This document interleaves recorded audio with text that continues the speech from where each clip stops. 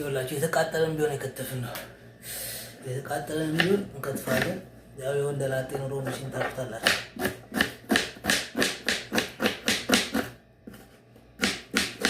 እና የሚገርም የወንደላጤ ኑሮ የምንኖረው የራሳችን ሽንኩርታችን ምናችን እንገዛለን ነው።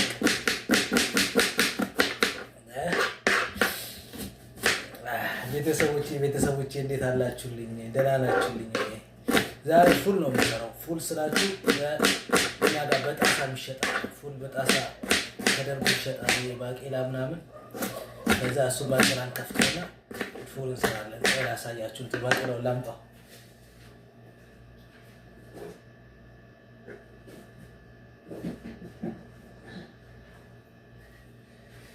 ይኸውላችሁ በሎሚ ተደርጎ ነው እንደዚህ የሚሸጠው። በሎሚ ተደርጎ እንደዚህ ይሸጣል። ይታያል። በሎሚ ተደርጎ እንደዚህ ይሸጣል።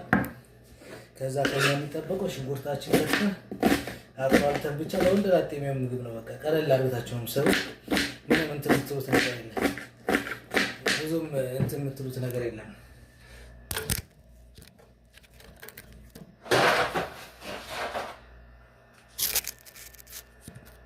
ይሄ ደግሞ የምታዩት ልብስ የስራ ልብስ ነው።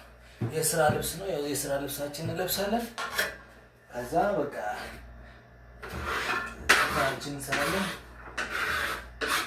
ቁርሳችንን እንሰራለን። ቁርሳችንን ከሰራን ቁርሳችንን ጨርሰን ከበላን ወደ ስራ ዳይ። የኛ ህይወት ይሄን ይመስላል። ከስራ በኋላ ደግሞ ዘና እንላለን ቤተሰቦች።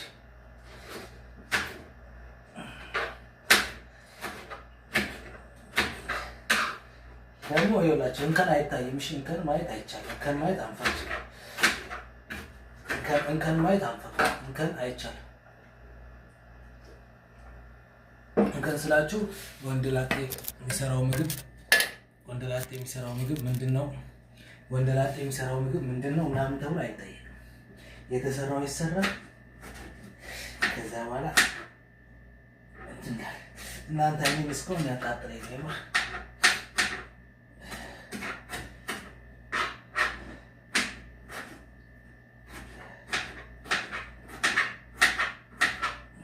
እና ሁላችሁም ስደት ላይ ያላችሁ ሰዎች በተለይ ምግባችሁ እንዴት ሰርታችሁ